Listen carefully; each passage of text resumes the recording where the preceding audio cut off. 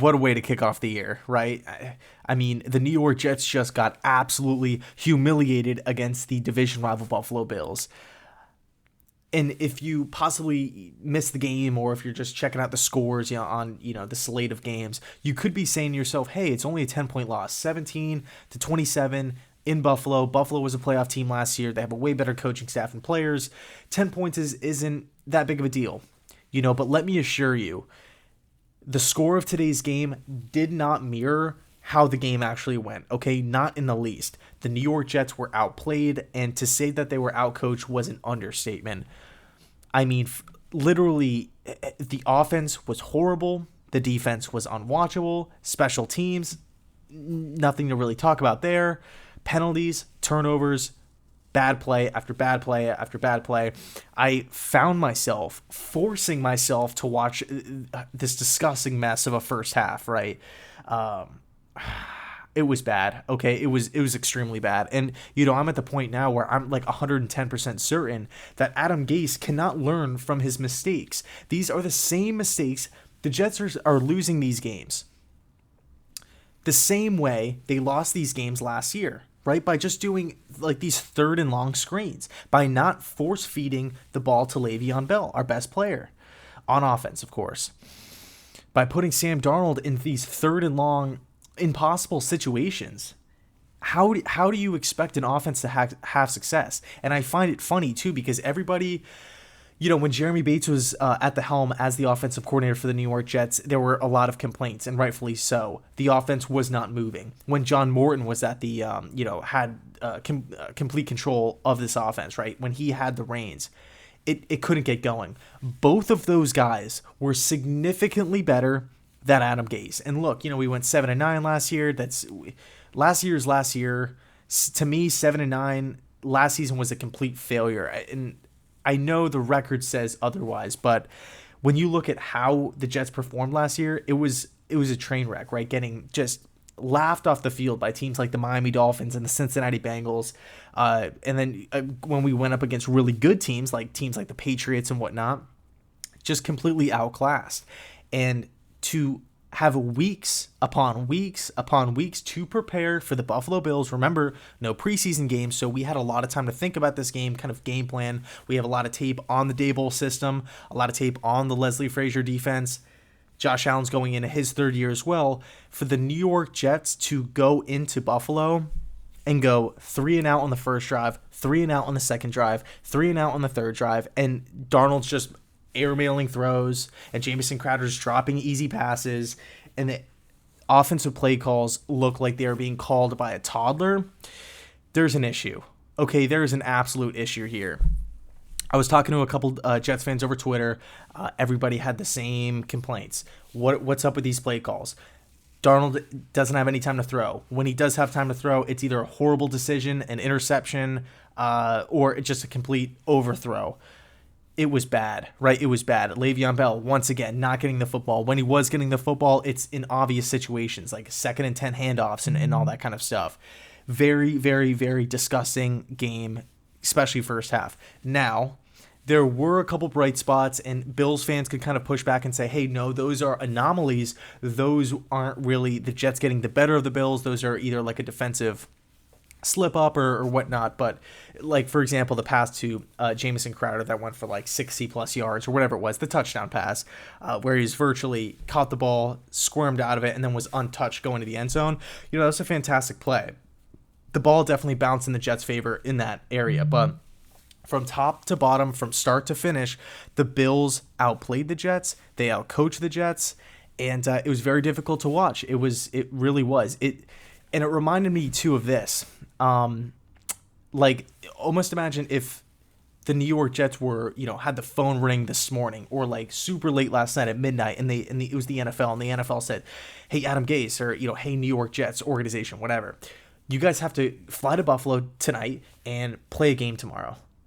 And it was like the Jets just had to wake up, roll out of bed, and just go to the stadium and just kind of show up and try to get through it. That's what it looked like today. It looked like the Jets were unprepared. The game plan was horrible going into it. I mean, how is that even possible that the Jets go 3-and-out their first 3 straight drives, calling timeouts on first downs to start drives off?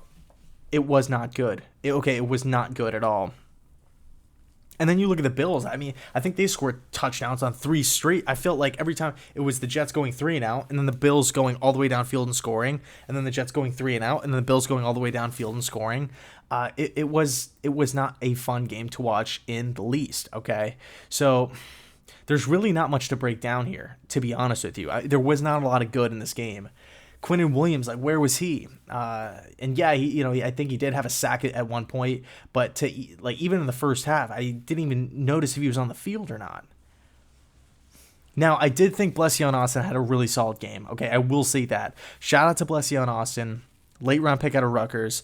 This guy came to play. This guy was making plays all across the field, whether he was coming down and making a hit, whether it was in open space, trying to deflect the football or whatever. He came to play. Marcus May came to play. Okay. But that's pretty much about it. I mean, the penalties too. I think we give up over 90 yards in penalties. When you are turning the football over, when you're going 3 and out, when Le'Veon Bell, the best offensive player, number one, isn't touching the football and gets hurt, and you're giving up penalty after penalty after penalty, yeah, you're probably going to lose, especially considering the Buffalo Bills are, like I said, they're from top to bottom, management, coaching, players. They check all those boxes compared to the New York Jets. They're just a better team, and they're at home. I mean, and to be honest with you, I thought towards the tail end of the game, as soon as the Jets scored that Crowder touchdown, I thought could have been the turning point, because you think back to last season, week 1 of last year, the Jets had that game totally in the palm of their hand. Complete control. Le'Veon Bell was doing his thing. Jamison Crowder doing his thing. Sam Darnold was getting the ball out of his hands quickly, finding open guys. And then the fourth quarter hits, and then Adam Gase just completely tries to outsmart everybody when there was no need to, up 13-0 in the fourth quarter in MetLife Stadium, and blows the game away. All of a sudden, it's just Darnold throwing every time. Just throw. So, the clock continues to stop. Buffalo continues to have more times to control the ball, has more opportunities to get downfield and put points on the board, and that's exactly what they did, okay? But that was last year. So the point I'm trying to get at is, once I saw that Crowder touchdown, I'm sitting here thinking in my head, you know what, Buffalo's starting to stumble a little bit. Can the New York Jets capitalize? And there was a slight glimpse of hope at that point in time, but we just couldn't get the Bills off the field on third downs, and we couldn't move the ball effectively. It really didn't seem like it wasn't until like the last 5 to 6 minutes in that fourth quarter when the Jets offense really started to open things up and actually throw the football vertically down the field as opposed to horizontally on screen passes. I feel like it's 3rd and 8. It's like a 90% chance it's going to be a screen pass that gets blown up for 1 yard or a loss of 1 yard. These are the same mistakes that the Jets dealt with last year. These are the same mistakes that the Miami Dolphins dealt with before he came to the Jets. It's inexcusable, man. I didn't like the hire to begin with.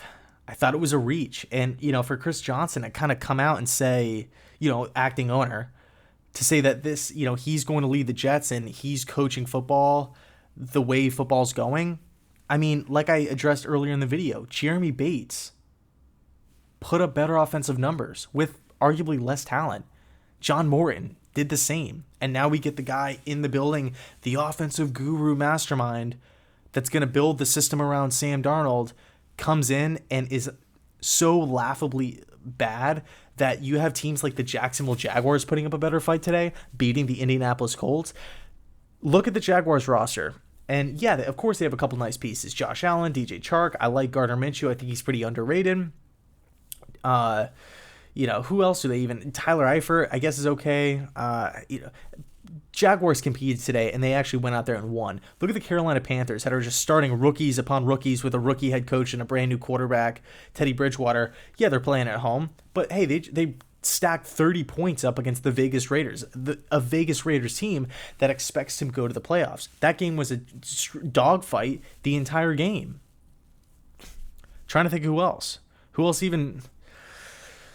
So the point I'm trying to get at is that the New York Jets outclassed, outplayed, and outcoached in every possible way today, and I'm really hoping that they can bounce back.